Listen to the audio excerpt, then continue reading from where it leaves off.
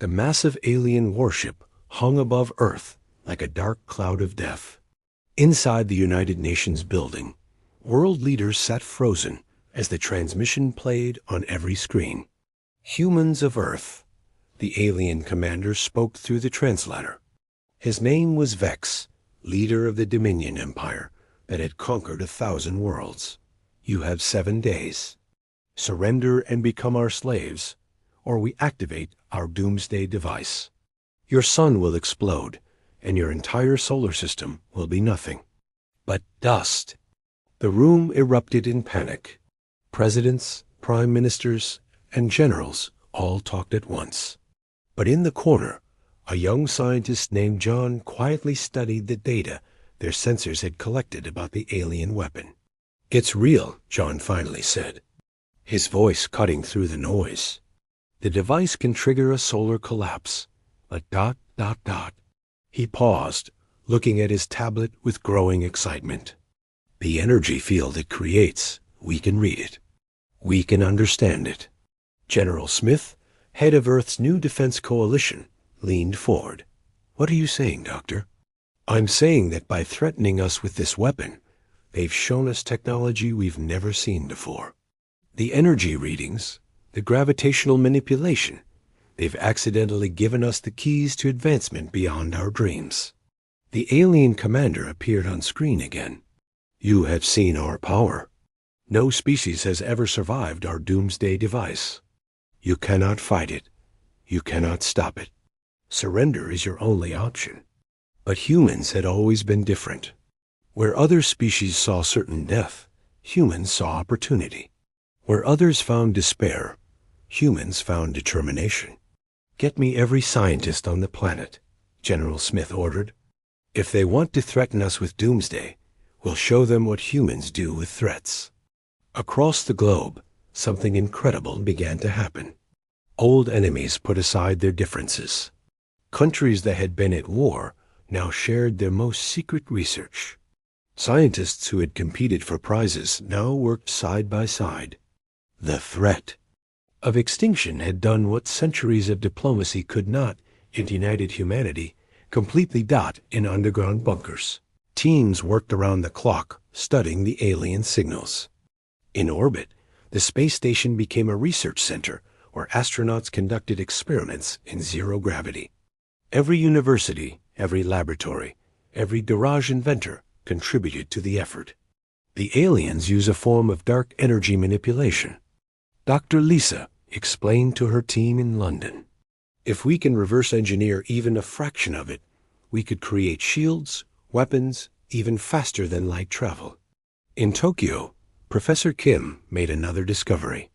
Their Doomsday device needs enormous power. The charging sequence they're using, it's teaching us about energy storage beyond anything we imagined. We could power cities for thousands of years with this knowledge. The aliens watched from their ship, confident in their victory. They had done this many times before. Species always reacted the same way: panic, desperation, and finally, surrender. They didn't understand that they had threatened the wrong species. Humans had always been fighters. From the earliest days when they fought saber-toothed tigers with nothing but sharp sticks, to modern times when they split atoms and reached for the stars. Every challenge made them stronger. Every threat made them more creative. And now, faced with the ultimate threat, humanity was about to make its greatest leap forward. "Sir," Vex's lieutenant reported, "the humans are showing unusual activity. Instead of preparing surrender terms, they appear to be studying our weapon." Vex laughed. "Let them study. No species has ever found a defense against the Doomsday device. They waste their final days on false hope." But on Earth, hope was not false. It was burning bright in every laboratory, every workshop, every place where humans gathered to work. The countdown had begun 7 days to save the world. 7 days to turn extinction into evolution. The aliens had made one critical mistake. They threatened humans with their greatest fear, not knowing that humans had always turned fear into fuel, terror into triumph, and now Doomsday into development. Asterisk, day 3 of the countdown arrived with breakthrough after breakthrough. The abandoned warehouse in Nevada had been transformed into humanity's most advanced research facility in just 48 hours. Scientists from every nation worked side by side, their differences forgotten in the face of annihilation. John stood before a holographic projection of the Doomsday device's energy signature. "Look at this pattern," he said to his international team. "The weapon creates a cascading quantum effect that destabilizes stellar fusion. But the process requires precise frequency modulation." Dr. Anna from Russia nodded, adding her calculations to the display. "If we can match that frequency with an inverse wave, we could create a cancellation field, like noise-canceling headphones, but for stellar destruction." Meanwhile, in the engineering section, Mark and his team were building something unprecedented. Using the alien energy readings as a blueprint, they were constructing humanity's first dark energy generator. Sparks flew as welders worked through the night, while programmers wrote millions of lines of code to control systems that shouldn't exist according to yesterday's science. "The aliens. Mistake was showing us their cards," Mark explained to her. "Visiting General. Every time they power up their weapon for intimidation, they give us more data. We're learning decades of advanced physics in days." Above Earth, Vex grew slightly concerned as his sensors detected the unusual activity. "Commander, the humans have constructed several facilities we cannot identify. Their power consumption has increased by 300%. A panic and waste resources," Vex dismissed. "I have seen it before. Some species build monuments to their gods. Others create worthless weapons. Let them exhaust themselves." But humanity wasn't exhausting itself. It was evolving. In Berlin, a teenager named Tom, working from his bedroom, cracked part of the alien communication code. Within hours, Earth's computers were decrypting Dominion transmissions, learning about their technology, their weaknesses, their fears. The 4th day brought the first successful test. In the Antarctic Research Station, far from populated areas, humanity activated its first dark energy shield. The purple barrier flickered to life, bending light and space around it. "It works!" Dr. Lisa shouted over the video conference that connected all research sites. The shield held for 13 seconds before overload. "With more power, we can sustain it indefinitely." General Smith coordinated the military response. Every fighter jet, every submarine, every satellite retrofit them all with the new shield generators. Work around the clock. Factories that once made cars now produced shield units. Assembly lines that built phones now created quantum processors. The entire industrial might of Earth had pivoted in 4 days to produce technology that shouldn't have been possible for centuries. In space, the International Space Station had become a testing ground for humanity's new weapons. The crew, led by Captain James, conducted experiments that defied the laws of physics as they knew them just days ago. "Firing test weapon now," James announced. A beam of concentrated dark energy shot from the station, dissipating harmlessly. In space, but proving the concept worked. We can weaponize their own technology against them. The aliens' arrogance had been their undoing. By demonstrating their Doomsday device repeatedly to intimidate Earth, they had provided humanity with a complete education in advanced physics. Every threatening message contained data. Every power-up of their weapon revealed more secrets. Day 5 arrived with humanity ready to reveal its hand. Across Earth, shield generators hummed to life. Cities disappeared behind shimmering barriers. Military bases became fortresses of bent space-time. The planet itself began to glow with an ethereal, purple light visible from space. "Commander Vex," his lieutenant shouted in alarm. "The humans... They've deployed some kind of planetary defense grid. Our sensors cannot penetrate it." For the first time in his career of conquering worlds, Vex felt uncertainty. Impossible. They're primitives. They don't have the technology. But humanity had always been good at learning, especially when survival was at stake. In just 5 days, they had advanced their technology by centuries. They had united as never before. They had taken the threat of Doomsday and transformed it into the dawn of a new age. Sir, the lieutenant continued, voice shaking, they're sending a transmission. General Smith appeared on the alien viewing screen, standing confidently in Earth's new command center. Behind him, screens showed S.H.I.E.L.D. readings, weapon statuses, and the united forces of Earth ready for battle. Commander Vex, Smith said calmly, thank you for the education. Your Doomsday device taught us everything we needed to know. You have 2 days left on your countdown. We suggest you use them to retreat. The hunter had become the hunted. The threat had become the threatened.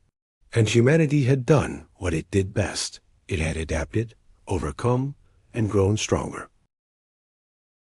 Day 6 began with Commander Vex pacing his bridge in frustrated disbelief. His massive warship, which had conquered civilizations across the galaxy, now faced something unprecedented as species that had advanced centuries in less than a week. Fire. A warning shot, Vex ordered. Let them see our weapons can penetrate their primitive shields. The Dominion warship's main cannon charged with ominous red energy. The beam lanced toward Earth, powerful enough to vaporize a continent. But as it struck the planetary shield, something unexpected happened. The beam scattered, its energy absorbed, and redirected into space as a harmless light showed in Earth's command center. John smiled at his readings. Their weapons used the same dark energy principles as their Doomsday device. Our shields were specifically designed to counter it. They've been teaching us how to defeat them this entire time. General Smith activated the global communication system. All stations report ready. Operation Reversal is a go. Across Earth's orbit, humanity's surprise revealed itself. Hidden behind stealth fields copied from intercepted alien data, 200 newly built warships powered up.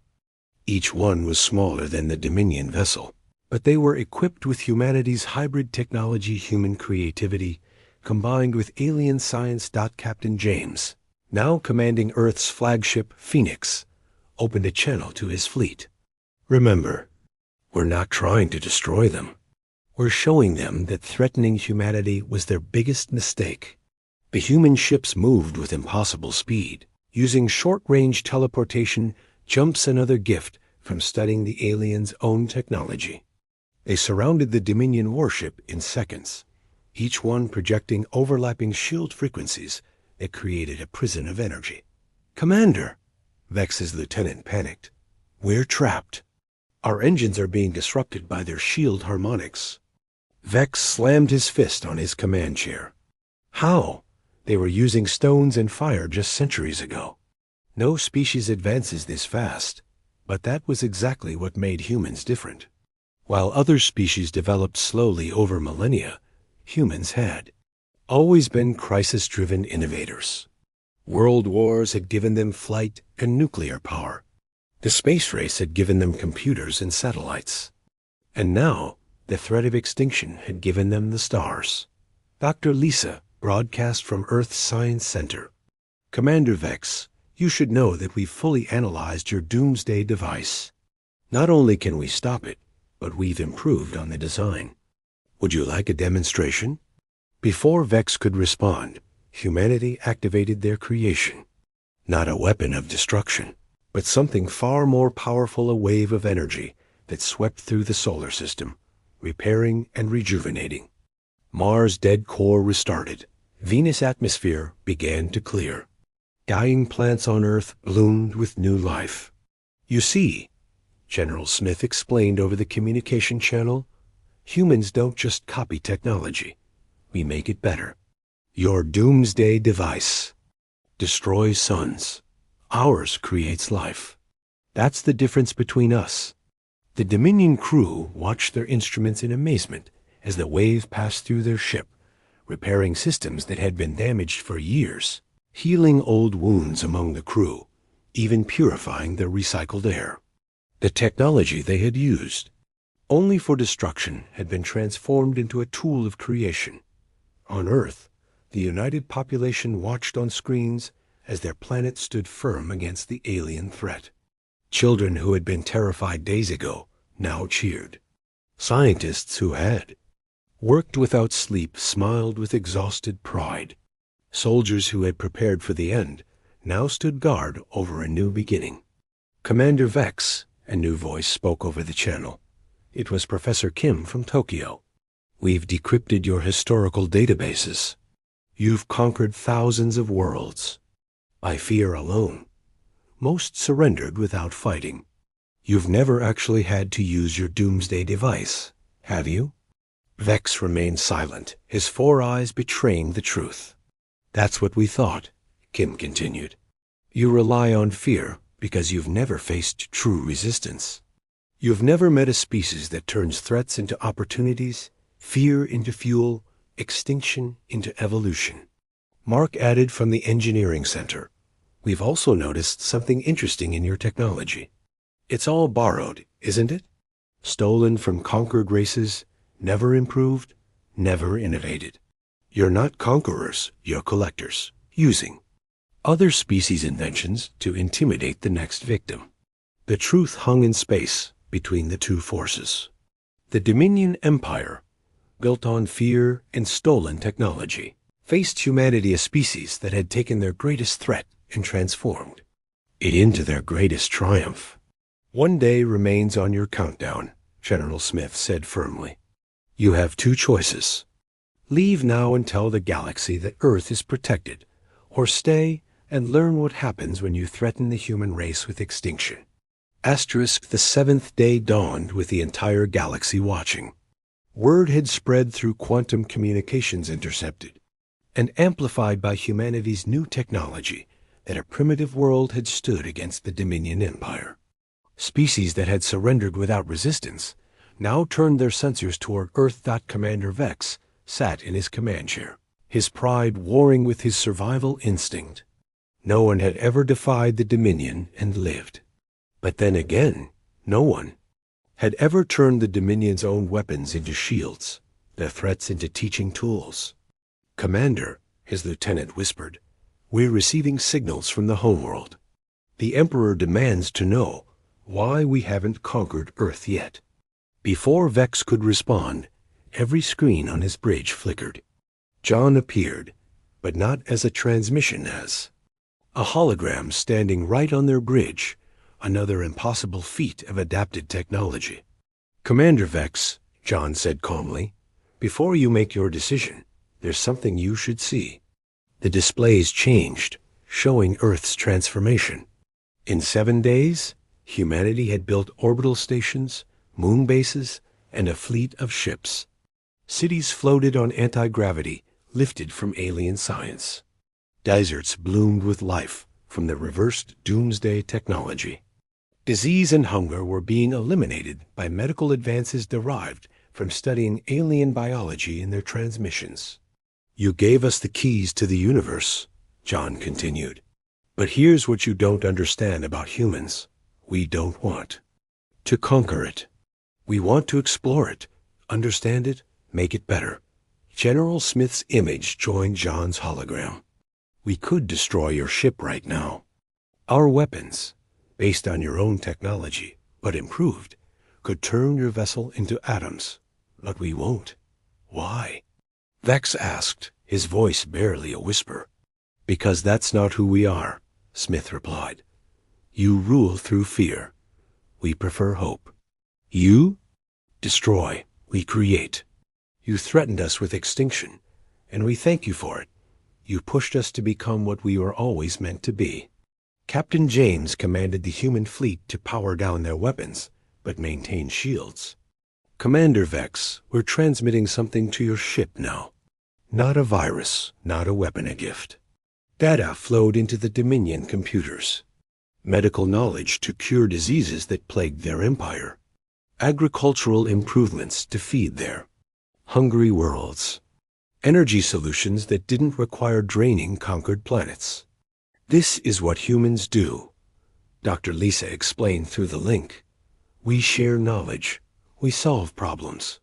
We make things better. Your empire conquers worlds and takes their resources. We're offering to help those worlds flourish.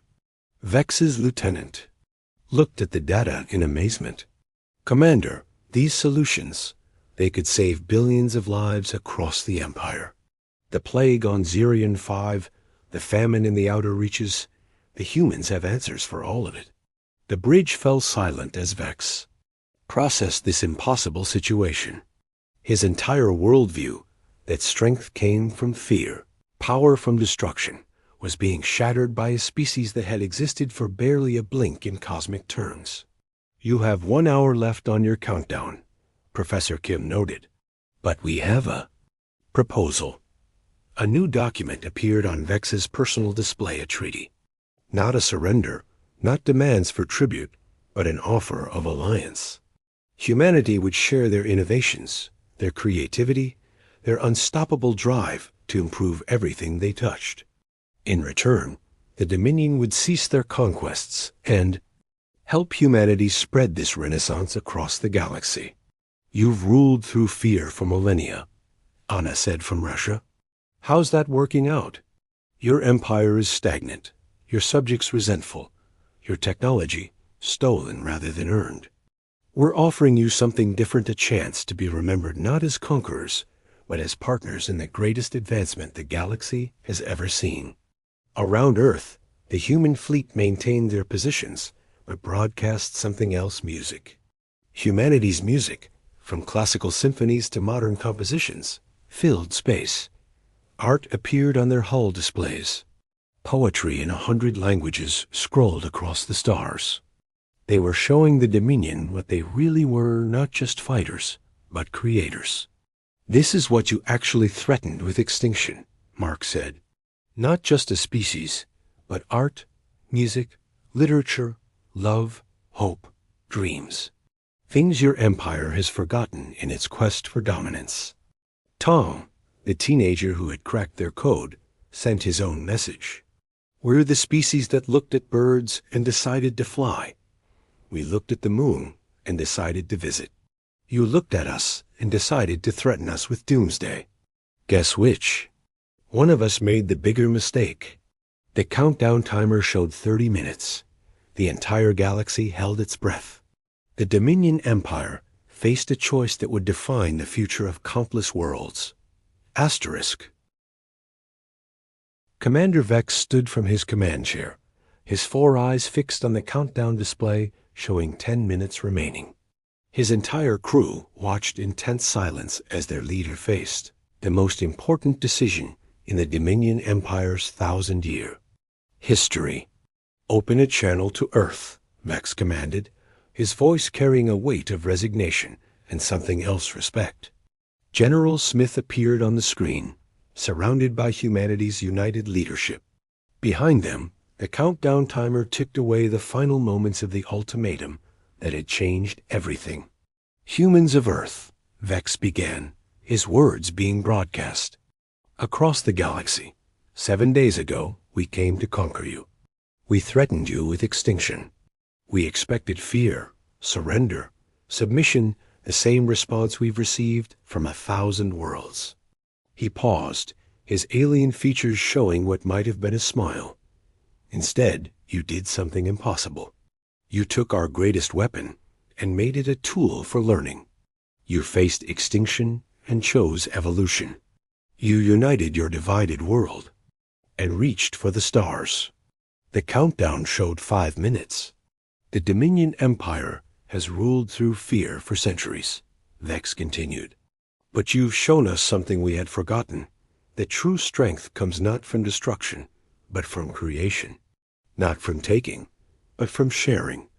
Not from fear, but from hope. With deliberate precision, Vex reached for his command console. His crew tensed, unsure what their commander would do. Then, with a single gesture, he deactivated the Doomsday device. The terrible weapon that had conquered 1,000 worlds powered down for the last time. Earth, Vex announced. The Dominion Empire accepts your treaty. But more than that, we surrender to your way of thinking. You've conquered us not with weapons, but with wisdom. The response from Earth was not celebration of victory, but something uniquely human, an invitation. Ships from both fleets powered down their weapons completely. Airlocks opened. And for the first time in galactic history, humans and Dominion walked together in peace. In the following hours, something remarkable happened. Human engineers worked with Dominion technicians, sharing improvements to their ships. Earth's doctors treated injured Dominion crew members, learning about alien biology while healing old wounds. Musicians from both species created harmony from discord. This is being broadcast everywhere, Vex's lieutenant reported in amazement. Worlds we conquered centuries ago are watching. They're seeing the Dominion and humans working together. Commander, rebellions are stopping. Worlds that were preparing to fight us are instead asking to join this alliance. John stood beside Vex on the observation deck of the Dominion ship, both species looking down at Earth, no longer a target, but a symbol. Your threat gave us the push we needed, John said. Humans have always been at our best when challenged. You didn't threaten us with destruction. You challenged us to become better. And we challenged you right back. Within days, the transformation spread across the galaxy. The technology humanity had developed in their desperate week was shared freely. Worlds that had been dying under Dominion rule flourished with new life. Species that had never communicated began working together, inspired by Earth's example. The Dominion Empire transformed from conquerors to protectors, their massive fleet now carrying aid instead of armies, knowledge instead of threats. They learned what humans had always known, that diversity was strength, that cooperation achieved more than conquest ever could. 1 month later, Earth hosted the first Galactic Council. Representatives from hundreds of worlds gathered where the United Nations once stood, now expanded into a crystal spire reaching toward the stars.